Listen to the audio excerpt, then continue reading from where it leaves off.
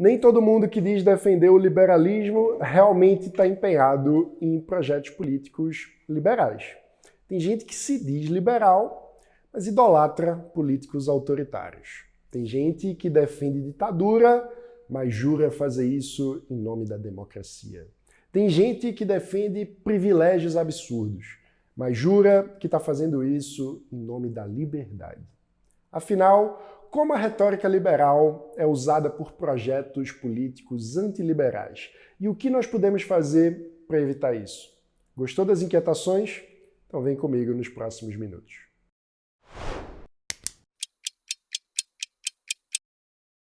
A história brasileira tem algumas ironias, na verdade, algumas contradições mesmo, que são bem difíceis de enfrentar. Mas a gente precisa fazer isso. Um paradoxo muito mais frequente do que nós gostaríamos de admitir, especialmente entre liberais, é o fato de que houve uma utilização oportunista da retórica liberal para encobrir conteúdos políticos que, no fundo, são profundamente antiliberais no longo da nossa história. Na prática, eu estou falando de tentativas de conferir algum ar de legitimidade a demandas que, na verdade, buscam a perpetuação de privilégios. O fenômeno é presente até os dias de hoje, mas está bem longe de ser novo. E nessas horas, a distância da história aumenta a nitidez com que a gente pode refletir a respeito desse fenômeno para extrair lições dele. Vamos juntos voltar para o Brasil do século XIX. Naquela época, o Partido Liberal era dividido entre duas alas. De um lado estavam os escravocratas, sob a liderança de figuras como o político Martinho Campos. Martinho Campos foi um político bastante influente no século XIX. Ele foi deputado várias vezes entre os anos de 1857 e 1881 pelas províncias de Minas Gerais e do Rio de Janeiro. Depois, ele foi presidente da província do Rio de Janeiro, cargo que hoje seria equivalente ao de governador do estado. Depois, ele também foi ministro da Fazenda e senador, enfim, era um cara super influente do seu tempo, também foi líder do Partido Liberal no Congresso. Pois bem, Martinho Campos foi um escravocrata da gema. Para ele, a manutenção da escravidão era uma questão de respeito ao que ele chamava de direito sagrado da propriedade privada, à estabilidade dos contratos e ao império da lei. Olha só, propriedade privada, estabilidade dos contratos, império da lei. Tudo isso são elementos fundamentais da retórica e dos princípios liberais. São princípios realmente muito importantes dentro da tradição liberal. Mas vamos lá. Como eu disse, tinha duas alas. Martinho Campos liderava uma delas, mas do outro lado estavam os liberais abolicionistas, sob a liderança de Joaquim Nabuco.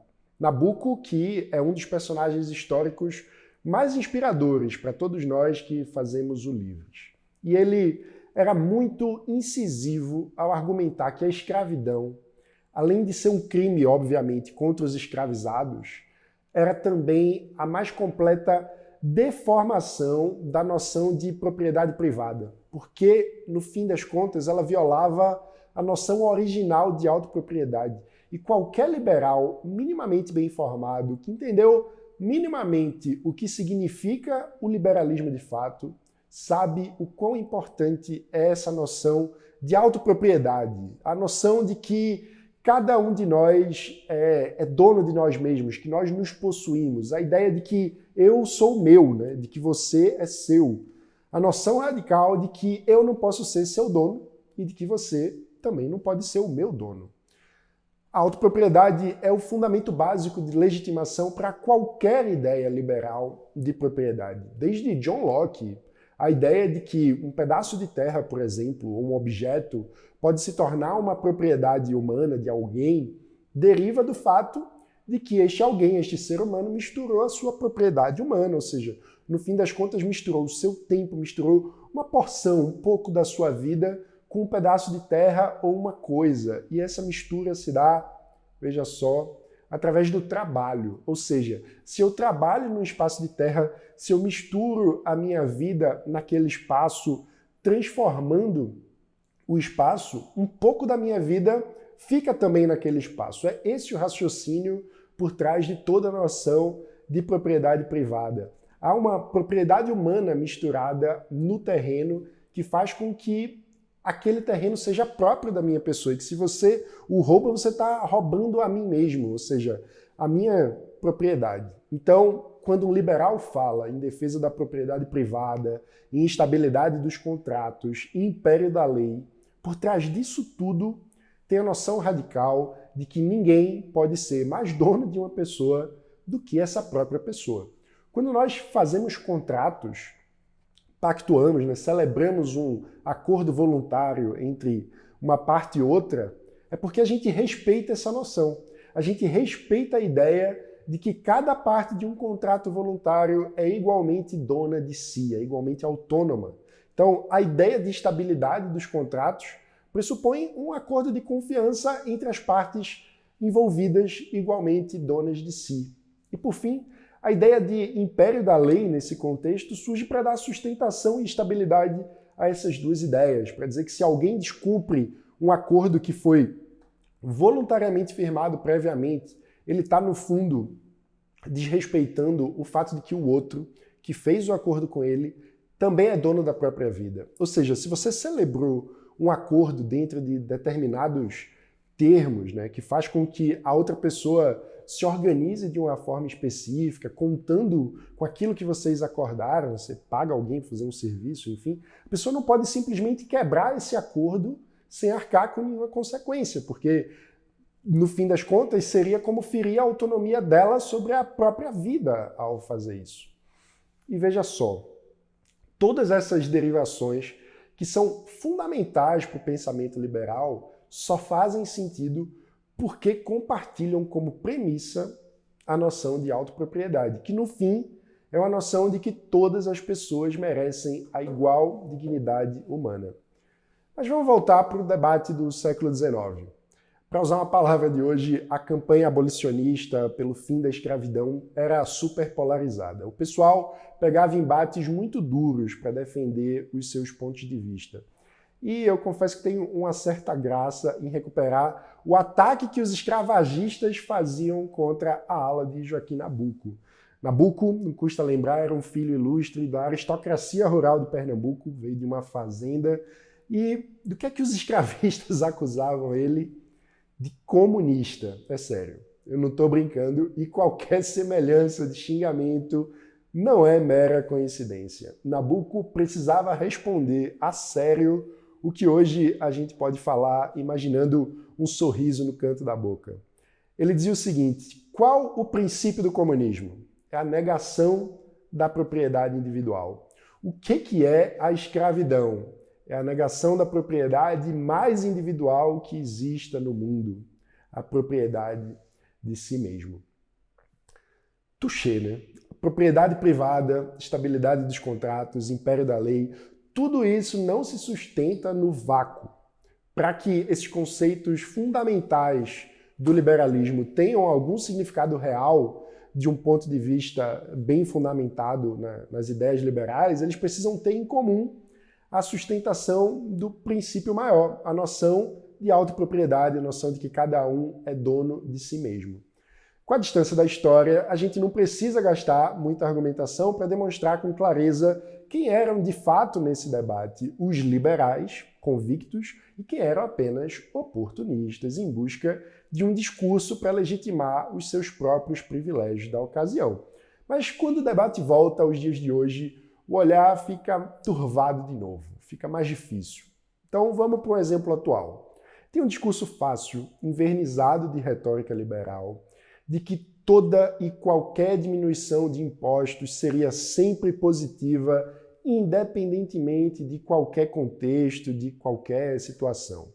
Como se ser contra imposto valesse por si só, no vácuo, fosse um fim em si mesmo. Então, a gente devia comemorar até mesmo a desoneração da linha branca do governo Dilma, por exemplo, que foi uma diminuição de impostos para a fabricação de bens específicos, como fogão, geladeira.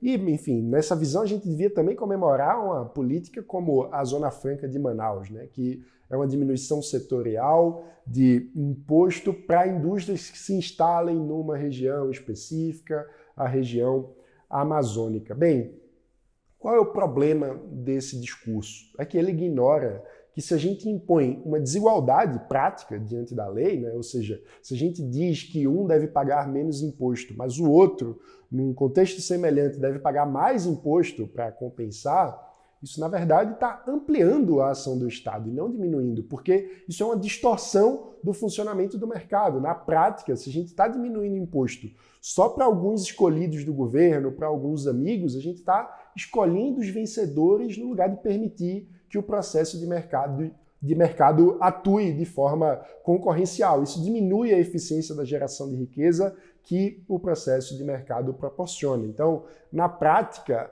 usando a retórica da liberdade contra os impostos, cada grupo setorial vai bater na porta dos políticos amigos, buscando uma ajudinha, uma desoneração, que na verdade é um subsídio.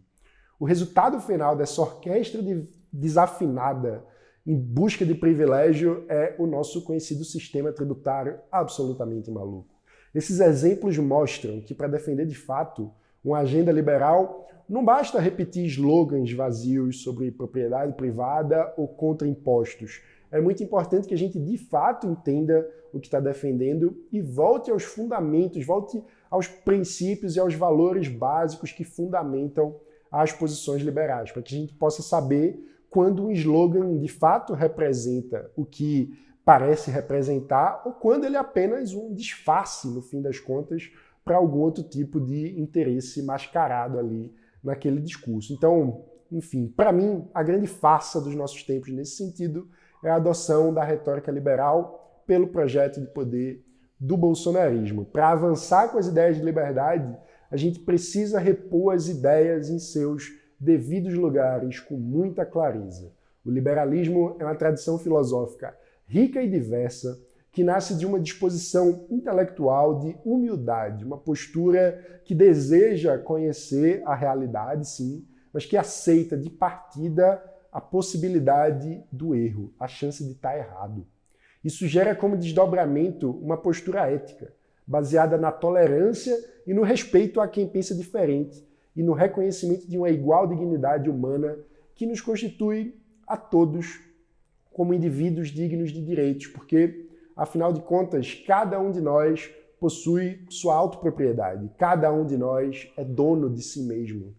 E desse conjunto de valores, o liberalismo ergueu 3 grandes edifícios institucionais: a democracia liberal, a economia de mercado e a sociedade aberta, tolerante. A junção desse tripé é o que a gente gosta de chamar de liberalismo por inteiro. O uso da retórica liberal pelo bolsonarismo é uma tentativa de se apropriar da economia de mercado como uma bandeira, mesmo assim sem grande desenvoltura, a gente sabe bem, mas ao mesmo tempo atacar os fundamentos básicos das outras 2 pernas desse tripé, tanto corroendo as instituições democráticas como promovendo a intolerância, o fechamento da sociedade contra minorias. Então, precisamos dizer com todas as letras. Embora alguns possam, de fato, ficar ricos desse jeito, não tem liberdade verdadeira que sobreviva sob uma cultura política autoritária.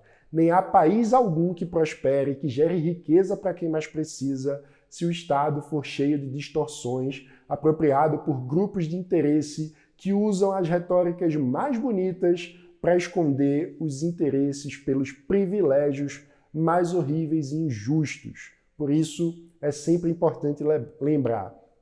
Dizer que é liberal, qualquer um diz. O verdadeiro teste de consistência do liberalismo não está na defesa dos seus próprios interesses, mas da liberdade de quem discorda de você.